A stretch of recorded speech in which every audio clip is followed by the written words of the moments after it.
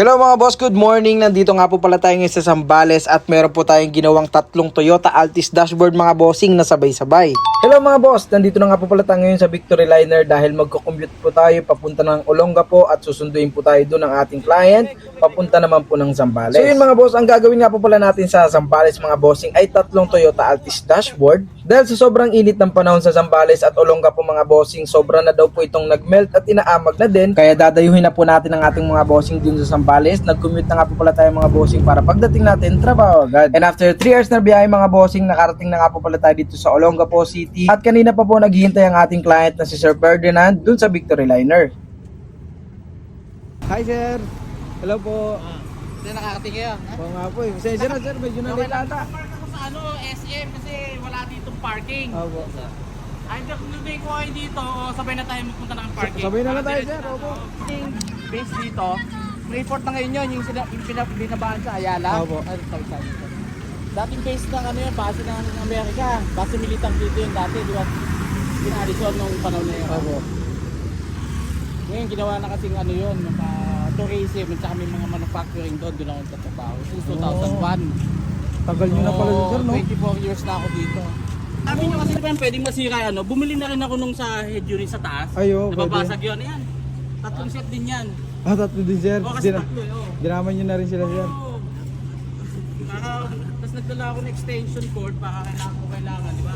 Opo. Kita ko sa vlog nyo, nagkaka-SK, di ba? Opo, kailangan sir ng Oo, yan, may dala tayo. Okay na tayo? Opo sir. Ito, nung nilagay ko to Android unit, nabasag ko na rin yung gilid niya na yan, no? Kaya may pamalit naman tayo. At saka to, papalit natin taas. Okay. Pero itong grill hindi. Yung binili ko yung blanco lang. Madali naman kalasin to, di ba? Oo sir. Tapos ito palit at saka itong taas. Ah, okay. Ito, may bago tayo. Ito bago to, meron tayo. Ito, i-gamitin na lang din natin. Yung Android unit ko, 2018 pa ako nung nagkabit niyan eh. Oh, ikaw lang kabit nito sir? Nagkabit pati yung mga...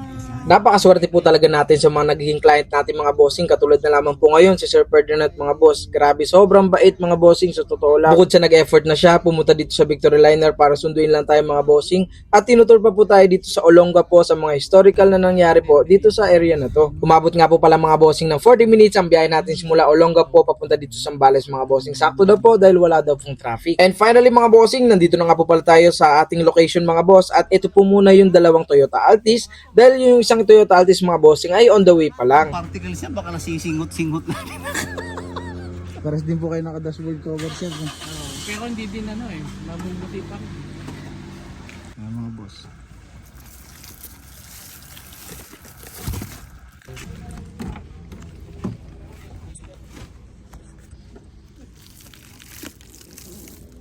At ito na nga po ang dashboard na papagandahin natin mga boss. Sabi ng ating client mga bossing, based sa kanilang experience, pag sobrang init daw po ng panahon, medyo nangangamoy goma po dito sa loob ng sasakyan nila. Kaya pumumili sila ng dashboard cover para kahit papano, hindi na masyadong maluto sa init ng araw itong kanilang dashboard. Kaso ang nangyari nga lang mga bossing, dito na po lumabas yung parang amag or namumuti-muti dito sa kanilang dashboard. Kaya para sa mga bossing natin dyan na may ganito pong issue sa inyo pong mga sasakyan, bago po kayo bumili ng bagong dashboard mga boss na sobrang mahal, itry nyo po muna ang ganitong proseso po ng pag-reupholstery ng isang dashboard. Dahil pag bumili po kayo ng bagong dashboard na rubberized pa rin at nababad na naman ito sa initan, babalik pa rin po ang pagme-melt nito dahil rubberized nga po ang inyong dashboard. Kaya ang ginagawa natin mga bossing, tinatanggal po natin yung rubberized na nagme-melt dito sa dashboard at papalitan po natin ito ng leather. At dito nga mga boss, binabakas na nga po pala natin itong dashboard at may mga silver nga po pala dito na medyo may crack na. Ano yung isa no?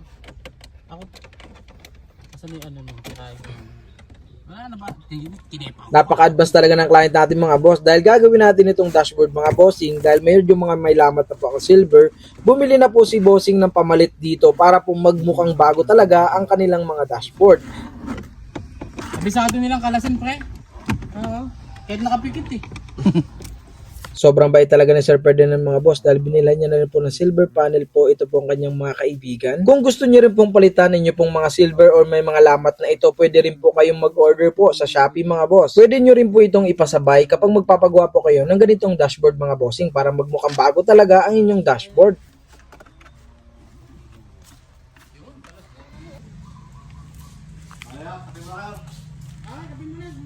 At pagkatapos nga po pala natin tanggalin ang unang dashboard mga bossing, niyaya nga po pala agad tayo dito ng ating mga bossing na magkape muna, nakasabay sila. Sa akin, 2018 pa yun. No? Oo, di mo, 7 years old. Saan dun yung sa'yo pala? Wala na, obsolete na. Para di, pag nandito, parang walang problema, sir. Oh? Wala. Grabe, no? Malaya dito. Ang problema lang dito, alak. Wala. Wala alak dito. Bibili ka ngayon. Walang alak yan kasi di pa bimili. At ganito nga po palang itsura mga boss kapag natanggal na po natin yung dashboard sa inyong sasakyan. Ang ganda nga din po pala ng pinagpwestuhan natin dito mga bossing, bukod sa sobrang lilim na ay napakahangin pa. Nakakapanibago talaga kapag bigla ka napunta sa ganitong mga probinsya.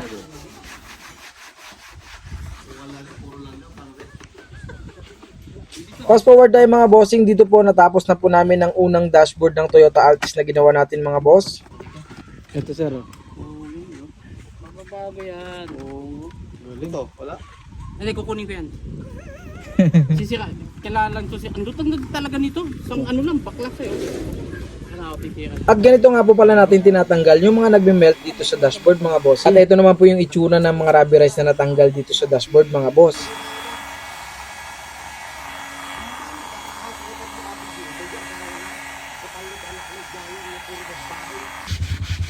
Tanungin mo na lang doon.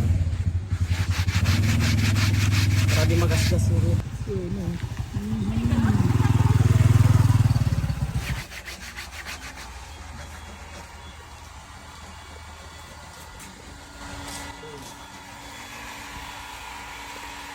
Ganyan pala yan, no? Parang kahoy na ah. Bakit parang hirap yung tanggalin yung sa kanya? At dahil natanggal na nga po pala natin yung mga nagme-melt dito sa dashboard at nalinisan na rin po natin ng maayos, dito naman po nilalapatan na po natin ng leather itong dashboard. Dito nga mga boss, kinukulit na nga po pala tayo ng ating mga bossing na kumain na po tayo ng lunch para tuloy-tuloy na daw po ang ating trabaho. Sobrang excited na daw po kasi ang ating bossing na ipatikim sa atin itong kanyang nilutong baboy dabong sinigang mga boss. Natumba na po ba yan, sir? Hindi. May ingat ako. Nakos. Finally mga boss, at natapos na po natin ang tatlong Toyota Altis dashboard na nagme-melt. Naging back to original look na po ito pong kanilang mga dashboard. Kahit lagi na pong mababad sa initan itong kanilang sasakyan, hindi na po ito magme-melt kasi naka-leather na. Ganyan po ang kagandahan kapag yung mga rubberized or yung mga nagka-crack na dashboard ay mapalitan natin ng high quality leather. Ito po yung last na dashboard na ginawa natin mga bossing, pati po mga silver nito ay napalitan na. Kamusta, sir? Nagustuhan niyo rin po ba, sir? Salamat po. Ingat sa biyahe niya. Opo, salamat po, sir. First time namin ng Altis sabay-sabay tatlo. Tatlo, di ba? Opo. Magkakamukha pa halos, di ba? Oo. Pati plate damper, di ba? Hmm. Ano mo ba? Dapat tinanong mo na parehas lang. Kaya po ang galing. Parang parehas lang yata ang kotse yun. Magkakapatid. Actually, isang dahilan kung ba't naglalagay ako ng kakaiba sa mga ano ko. Para magkakaiba kami.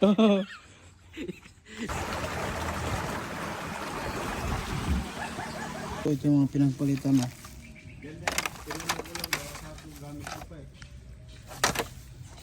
Sir, thank you po, thank you. Thank you mga, Tay, thank you po. mga binata. Thank you. Thank you ba? And finally mga boss, eto po at ihatid na po tayo ni Sir Ferdinand sa terminal po ng Victory Liner sa Olongapo para makauwi na po tayo sa Antipolo, Baras, Rizal. At napakasolid talaga ni Bossing Ferdinand mga boss dahil bago daw po muna kami pumunta sa Victory Liner mga boss, kain daw po muna kami dito sa Mang Inasal. Ito na daw po kasi yung patip niya para sa amin kahit na hindi na kailangan dahil sa sobrang effort niya na ginawa na para sa amin.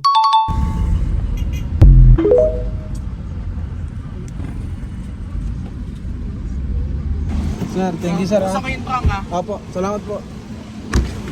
Sir, salamat po. Opo. Thank you, sir. Salamat. Joshua, Mike. Thank you po. Ingat.